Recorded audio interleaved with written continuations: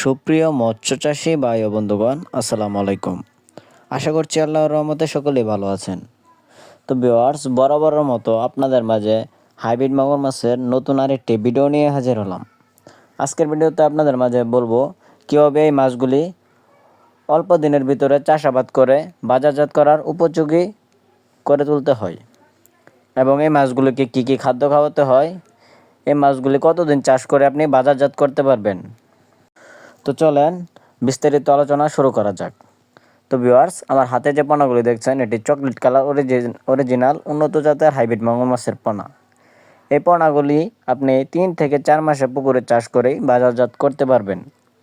এই মাছগুলি 3 থেকে 4 মাসে এক একটার ওজন আসবে হাফ কেজির উপরে এবং কি 1 কেজির কাছাকাছি। যদি আপনি আপনার পুকুরে পর্যাপ্ত পরিমাণ খাদ্য থাকে এই মাছগুলিকে খাদ্য খাওয়াতে পারেন, তাহলে এই মাছগুলি খুব দ্রুত বড় হবে। এগুলি রাক্ষসীয় জাতীয় হাইব্রিড মাগুর মাছের পোনা। এগুলোকে আপনি যত বেশি খাদ্য খাওয়াবেন এরা তত দ্রুত বৃদ্ধি পাবে। এই মাছটি চাষ করার একটি সুবিধা হলো এই মাছগুলি আপনারা যে কোনো ধরনের পুকুরে চাষ করতে পারবেন। আপনার পরিত্যক্ত পুকুর অথবা ছোট ছোট নালার মধ্যে এই মাছগুলি বা ট্যাঙ্কে চাষাবাদ করা যায়। এই মাছগুলি সহজে মারা যায় না, এদের রোগবালাই খুবই কম।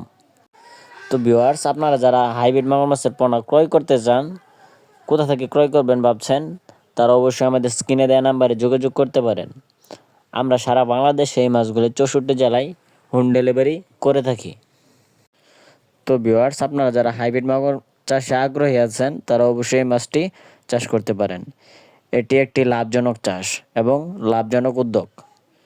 এই মাছটি চাষ করে হয়ে উঠতে পারেন আপনি একজন সফল ব্যবসায়ী।